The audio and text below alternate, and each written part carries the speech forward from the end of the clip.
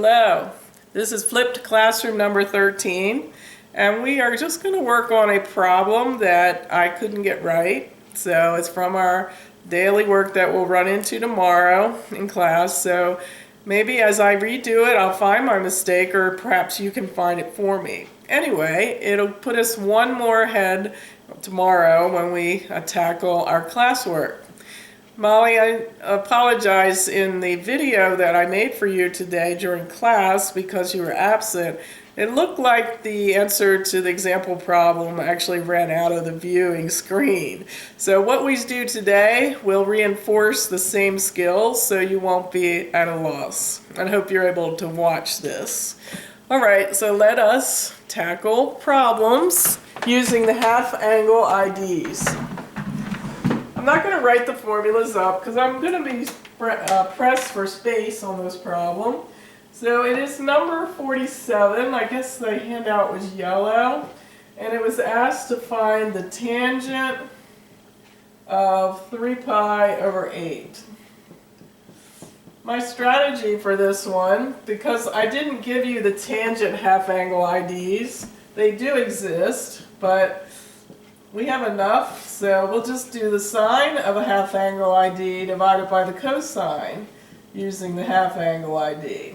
So how do I find, let's talk about the problem, 3 pi over 8. That actually exists somewhere in the second quadrant, 3 pi over 8. It's not marked on the unit circle. So 3 pi over 8 is somewhere over here. That'll help us in a minute. But since it's not on the unit circle, I'm going to assume, because it's on this lesson, that I can take some value and take half of it and get 3 pi over 8 so that it is on the unit circle. So I'm thinking if I double 3 pi over 8, it means, so in my mind, I'm taking 3 pi over 8 and doubling it. That means I'm multiplying it by 2, and I get 6 pi over 8, which reduces to 3 pi over 4. Is that on the unit circle? It is indeed. So I'm going to use this and on the top in sine, on the bottom in cosine. And we'll see what flushes out here. So coming over here equals, I'm going to plug this into my trig ID for the sine of half an angle. And the first thing I encounter is plus or minus. So we'll come back and deal with that in a minute. 1 minus cosine, this is my A. So 3 pi over 4 divided by 2. Now the question is, because I'm taking the sine, do I use plus or minus? Well, we know the value of this, sorry, that timer was for this video, but I didn't start it at the right time, so I'll give myself 8 more minutes. This value, 3 pi over 4, I'm sorry, the original problem, 3 pi over 8, when I took the sine of that, is that going to be a positive or a negative? Well, we know all students take calculus, so that tells us in the second quadrant, sine of 3 pi over 8 must be a positive number. So I'm going to use my brain and do what my formula can't do. On the bottom, we're going to have a plus or minus as well, but down here we have the cosine of 3 pi over 8, and notice in that quadrant it's negative. So finishing, the cosine has a positive, whereas the sine has a negative. So that's our answer. No. What we got to do is simplify, simplify, simplify. So somewhere I went wrong, so if you would watch me and help me catch it.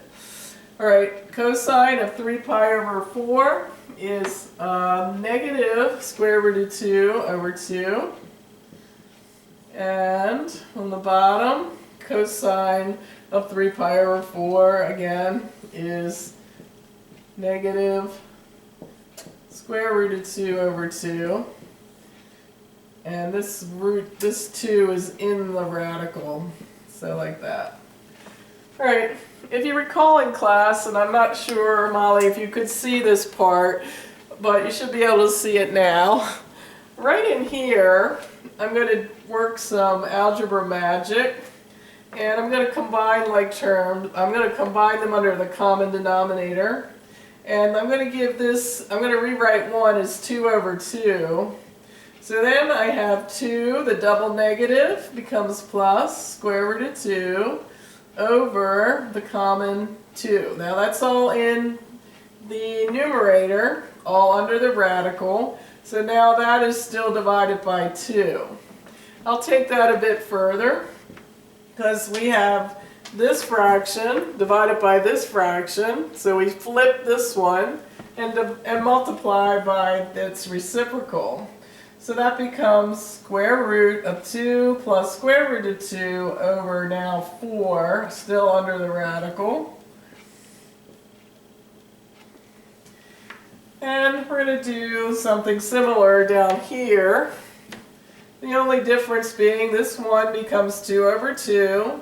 This becomes 2 plus square root of 2 under the radical over the common 2 divided by 2, which again flips and multiplies and becomes under the radical 2, I'm sorry, this one was a plus minus, 2 minus the square root of 2 over 4.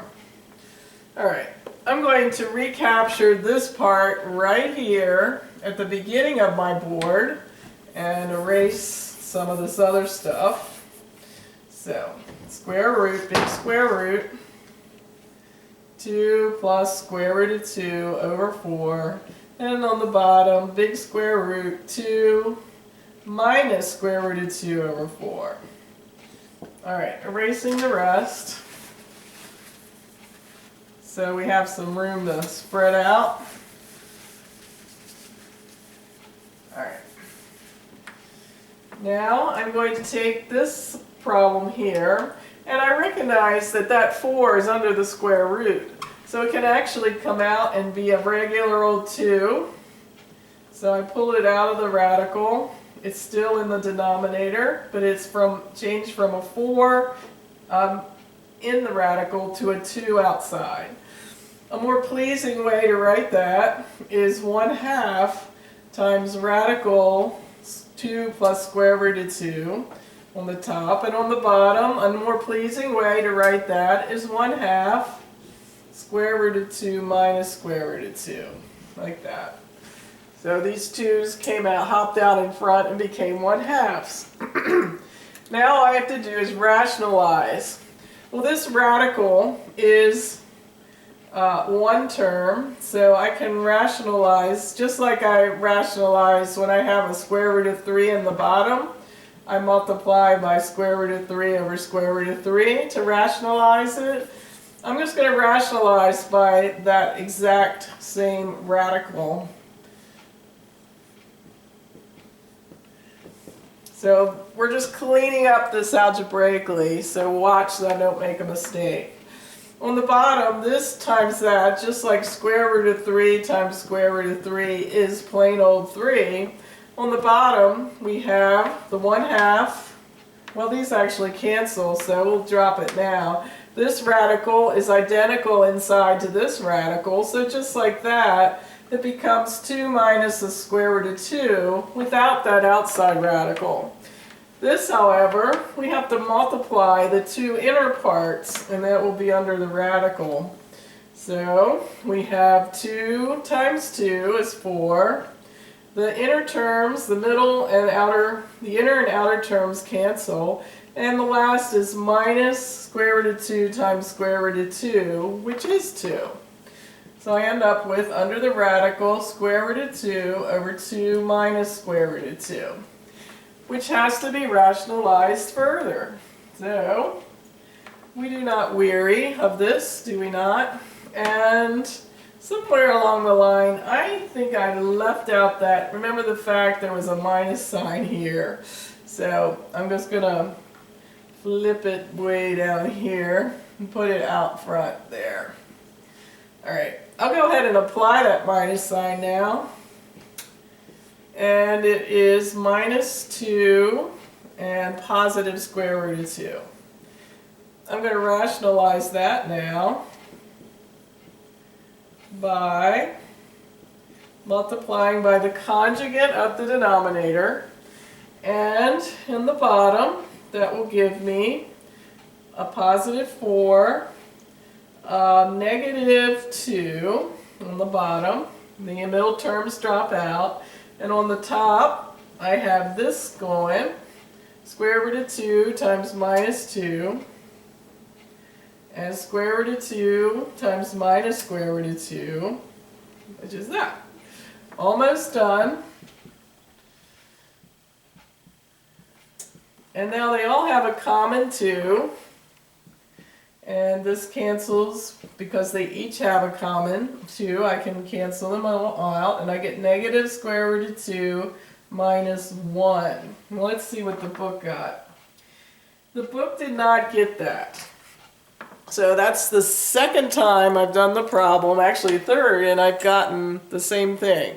So if you would analyze that and help me tomorrow to see where the mistake is. So this does illustrate some of the algebra that these problems demand of us, so hopefully at least it's helpful in that respect, and hopefully you can help me find my boo-boo. 2 hands up. Till tomorrow, over and out.